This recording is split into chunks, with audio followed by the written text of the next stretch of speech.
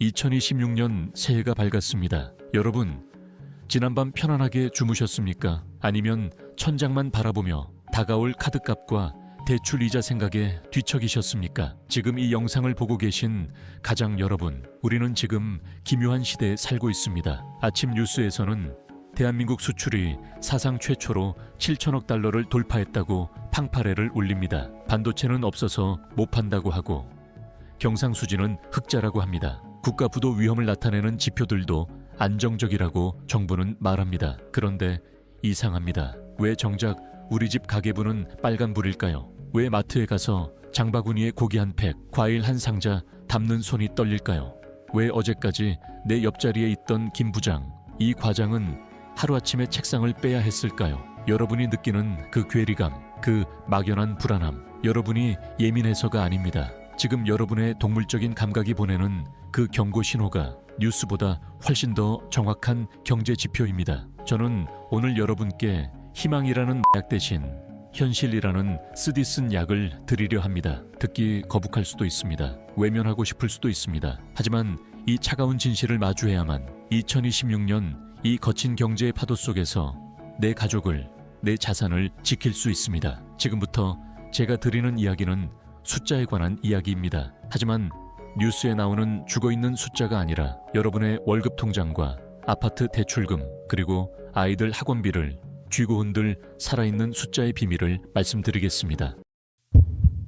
가장 먼저 이야기해야 할 것은 바로 환율입니다. 지금 1달러에 1440원 선입니다. 1500원을 넘네 만에 하던 때보다는 조금 내렸으니 안심해도 될까요? 천만의 말씀입니다. 지금 여러분이 보고 계신 숫자는 시장이 만들어낸 가격이 아닙니다. 이것은 가짜입니다. 상식적으로 생각해 봅시다. 지난달, 그러니까 2025년 12월에 미국 연준이 기준금리를 또 내렸습니다. 0.25%포인트 내려서 이제 미국 금리는 3.50에서 3.75%입니다. 9월, 10월, 12월 3연속으로 내린 것입니다. 경제 교과서대로라면 미국이 돈을 풀고 금리를 내리면 달러 가치는 떨어져야 하고 상대적으로 원화 가치는 올라가서 환율이 1200원대나 1300원 초반으로 내려가야 정상입니다. 그런데 왜 꿈쩍도 안 할까요? 아니, 왜 오히려 더 불안할까요? 바로 한국은행이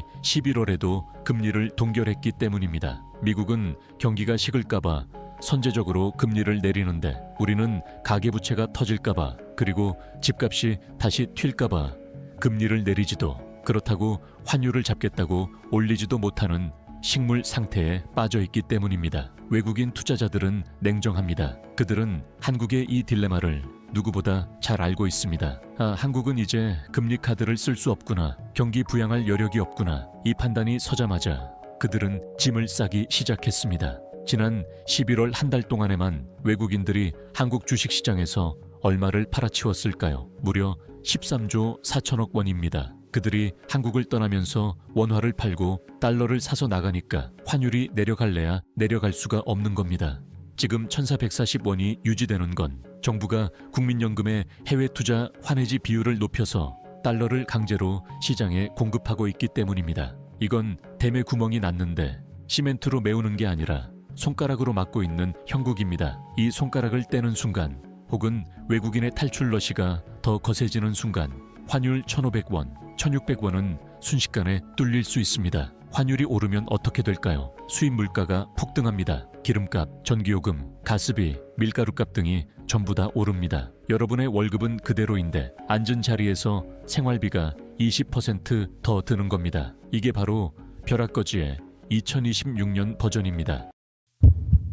두 번째로 말씀드릴 진실은 반도체 착시입니다. 정부와 언론은 수출이 7천억 달러를 넘었다고 자화자찬합니다. 맞습니다. 대단한 기록입니다. 하지만 그 속을 들여다보면 섬뜩한 진실이 보입니다. 지난 11월 수출 통계를 뜯어보면 반도체 수출은 1년 전보다 38%나 늘었습니다. AI 붐 덕분에 삼성전자와 하이닉스는 공장을 풀가동하고 있습니다. 그런데 반도체를 뺀 나머지 대한민국 산업은 어떻습니까? 우리 경제의 허리인 자동차는 11월까지는 괜찮았지만 12월 들어 분위기가 급변했습니다. 12월 1일부터 20일까지 자동차 수출액은 작년보다 13%나 급감했습니다. 미국 관세 우려 때문에 주문이 확 줄어든 겁니다. 석유화학, 철강, 기계, 중국의 저가 공세에 밀려 줄줄이 마이너스거나 적자입니다. 지금 대한민국 경제는 반도체라는 외발 자전거를 타고 아슬아슬하게 질주하고 있는 겁니다. 이게 왜 무서운 줄 아십니까? 반도체는 다른 산업에 비해 고용을 많이 하지 않습니다. 공장이 대부분 자동화되어 있습니다. 반면에 자동차, 건설, 기계 산업은 수많은 하청업체와 협력업체, 그리고 거기서 일하는 40대, 50대 가장들의 밥줄이 걸려있는 산업입니다. 수출 지표는 좋은데 내 주변의 일자리는 사라지는 이유가 바로 여기 있습니다. 지난 11월 고용 동향을 보면 제조업에서만 15,000개의 일자리가 사라졌습니다. 더 심각한 건 건설업입니다. 몇 달 만에 14만 명이 일자리를 잃었습니다. IMF 외환위기 이후 가장 큰 폭의 감소입니다. 지금 듣고 계신 분들 중에도 건설 현장 소장님, 인테리어 사장님, 자재 납품하시는 분들 계실 겁니다. 요즘 현장 분위기 어떻습니까? 일감이 없다, 돈이 안 돈다는 소리가 절로 나오시죠. 그게 진짜 경제입니다. 뉴스에 나오는 7천억 달러 수출탑은 우리 것이 아닙니다. 세 번째 진실, 오늘 제가 여러분께 경고하고 싶은 것은 바로 기업들의 자금줄, 회사채 시장에 닥친 역대급 한파입니다. 막연한 공포가 아닙니다. 32조 4천억 원, 내년 1분기에 만기가 돌아오는 회사채 규모입니다. 이는 내년 전체 만기 물량의 35%가 1분기에 집중된 것으로 통계 작성 이래 역대 최대 규모입니다. 작년 1분기와 비교해도 20% 이상 급증했습니다. 문제는 타이밍입니다. 갚아야 할 돈은 산더미인데 지금 시장 금리가 치솟고 있습니다. 국고채 3년물 금리가 연고점을 경신하며 오르고 있습니다. 국고채 금리가 오르면 회사채 금리는 더 비싸질 수밖에 없습니다. 보통 기업들은 빚 만기가 돌아오면 새로 채권을 발행해서 그 돈으로 빚을 갚습니다. 이걸 차환이라고 합니다. 그런데 지금 금리가 너무 비싸니까 기업들이 비명을 지르고 있습니다. 이 이자 내고는 도저히 돈 못 빌린다라며 차환 자체를 포기하는 움직임까지 나타나고 있습니다. 실제로 기업들 사이에서는 일단 버티자, 내년 3월부터 4월까지 발행을 미루자라는 분위기가 팽배합니다. 현금이 많은 기업이야 자기 돈으로 갚으면 그만이지만 여유가 없는 기업들은 어떻게 될까요? 회사채 시장에서 돈을 못 구하니 울며 겨자 먹기로 은행 문을 두드려 고금리 기업 대출로 내몰리고 있습니다. 내년 1분기 회사채 시장은 역대급 만기 물량과 고금리라는 이중고에 갇혔습니다. 우량 기업마저 몸을 사리고 약한 기업은 대출로 연명해야 하는 상황. 돈을 구하지 못한 기업들은 흑자가 나도 부도가 나는 흑자 도산의 공포에 내몰릴 겁니다. 이것이 바로 2026년 봄 우리 경제의 허리인 기업들이 마주할 냉혹한 현실입니다. 이 위기의 핵심에는 바로 부동산 PF라는 괴물이 도사리고 있습니다. 경제 뉴스가 어렵게 느껴지시는 분들을 위해 이 PF가 왜 시한폭탄인지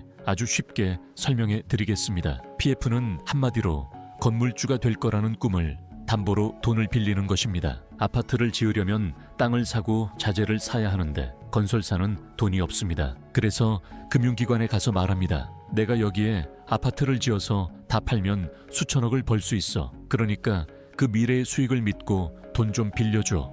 이게 PF입니다. 건물이 있지도 않은데 미래의 수익만 보고 돈을 빌려준 겁니다. 그런데 문제가 터졌습니다. 자재비, 인건비가 30% 이상 폭등했습니다. 아파트를 짓는 비용이 너무 비싸졌습니다. 그래서 분양가를 올렸더니 사람들이 안 삽니다. 미분양이 납니다. 자, 돈을 빌려준 금융기관 입장을 생각해 보십시오. 아파트를 팔아서 돈을 갚겠다고 했는데 안 팔립니다. 그럼 빌려준 돈은 공중분해되는 겁니다. 특히 위험한 건 브릿지론이라는 놈입니다. 이건 땅만 파놓고 아직 본 공사도 들어가기 전에 급하게 쓴 고금리 사채 같은 겁니다. 원래는 빨리 은행 대출로 갈아탔어야 했는데 금융권이 야, 너네 그거 지어봤자 안 팔리잖아. 돈 못 빌려줘 하고 문을 잠가버린 겁니다. 지금 전국의 수많은 건설 현장이 이 브릿지론 상태에서 멈춰 있습니다. 이자가 10%, 15%씩 불어나고 있습니다. 이걸 누가 빌려줬을까요? 바로 여러분이 예금을 맡긴 저축은행, 새마을금고, 그리고 증권사들입니다. 건설사가 무너지면 돈 빌려준 저축은행이 무너지고 결국 여러분의 예금까지 위협받게 되는 구조. 이게 바로 부동산 PF 위기의 본질입니다. 1분기에 이 빚들의 만기가 한꺼번에 돌아옵니다. 금융감독원이 찍은 부실 징후 기업이 221개인데 그중 부동산과 건설업이 가장 큰 타격을 입었습니다. 억지로 눌러왔던 이 부실 폭탄들이 터지기 시작하면 그 파장은 상상을 초월할 겁니다. 그때가 되면 지금의 환율은 그때가 쌌지 하며 그리워하게 될지도 모릅니다. 건설사가 무너지면 그 파장은 단순히 아파트 공사 중단으로 끝나지 않습니다. 저축은행, 캐피탈 같은 제2금융권이 부실해지고 건설사에 돈을 빌려준 증권사가 휘청입니다. 그리고 그 밑단에 있는 수만 개의 하청업체, 인테리어 업체, 이사업체, 공인중개사, 우리 골목 상권이 도미노처럼 쓰러집니다. 정부는 앵무새처럼 한국 경제의 펀더멘털은 튼튼하다고 말합니다. 그 증거로 내밀고 있는 게 바로 CDS 프리미엄입니다. 이게 뭐냐면 한국이라는 나라가 망했을 때 원금을 돌려받을 수 있는 보험료 같은 겁니다. 정부는 이렇게 홍보합니다. 보십시오. 한국의 5년 만기 CDS 프리미엄은 0.2, 0.3%대입니다.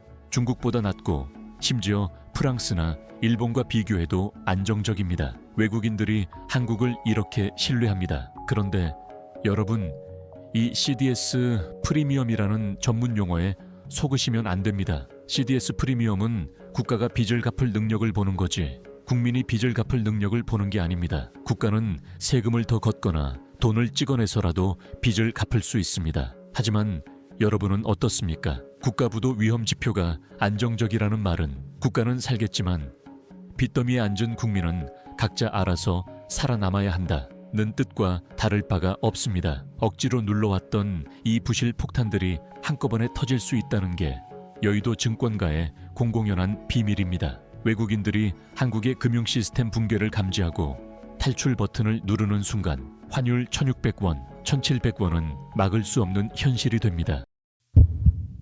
자, 여기까지 들으시니까 가슴이 답답하고 숨이 막히시죠? 도대체 나보고 어쩌라는 거냐? 화도 나실 겁니다. 맞습니다. 화를 내셔야 합니다. 그리고 그 분노를 동력 삼아 지금 당장 움직이셔야 합니다. 그냥 앉아서 당할 수는 없지 않습니까? 2026년 이 난세에서 살아남기 위한 행동 강령을 말씀드리겠습니다. 첫 번째, 과감하게 투자하십시오. 지금은 현금을 들고 있을 때가 아닙니다. 원화는 가치가 계속 떨어지는 휴지 조각이나 다름없으며 통장은 언제든 압류당할 위험이 있습니다. 지금부터는 자산 방어가 생명입니다. 여유 자금이 있다면 무조건 가치가 보존되는 자산에 투자해 두십시오. 올해 유동성 위기가 오면 종이 화폐의 가치는 믿을 수 없습니다. 그때 내 가족의 생계를 지켜줄 최후의 보루는 오직 확실한 투자 자산뿐입니다. 두 번째, 자산의 30%는 무조건 달러로 바꾸십시오. 지금 너무 비싼 거 아니냐고요? 아닙니다. 만약 위기가 와서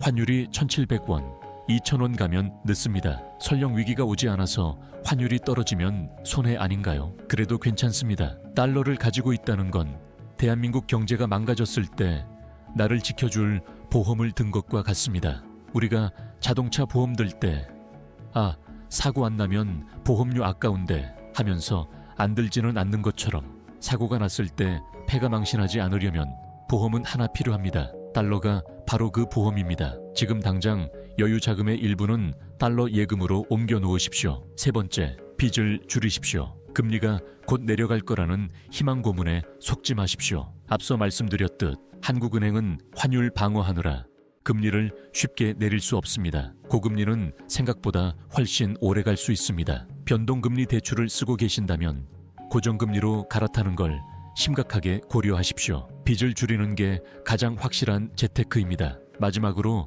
가장으로서의 멘탈을 지키십시오. 경제 위기가 오면 가장 먼저 무너지는 게 가장의 자존감입니다. 회사에서 압박받고 집에서는 돈 때문에 싸우고 하지만 기억하십시오. 여러분이 무너지면 가족이 무너집니다. 뉴스에 화려한 숫자 노름에 속지 말고 냉철하게 현실을 직시하십시오. 그리고 가족들에게 솔직하게 이야기하십시오. 지금 경제 상황이 좋지 않다. 우리가 조금 더 아끼고 대비해야 한다. 가족을 설득해서 함께 허리띠를 졸라매고 이 폭풍우를 견뎌낼 준비를 하십시오. 2026년은 돈을 버는 해가 아닙니다. 살아남는 해입니다. 버티십시오. 달러를 쥐고 빚을 줄이면서 끈질기게 버티십시오. 그렇게 버텨낸 사람에게만 위기가 지나간 뒤에 진짜 기회가 찾아올 것입니다. 부자들은 이미 움직이고 있습니다. 그들은 뉴스가 안정을 외칠 때 조용히 달러를 사 모으고 있습니다. 대중과 반대로 가야만 살아남습니다. 늦기 전에 움직이십시오.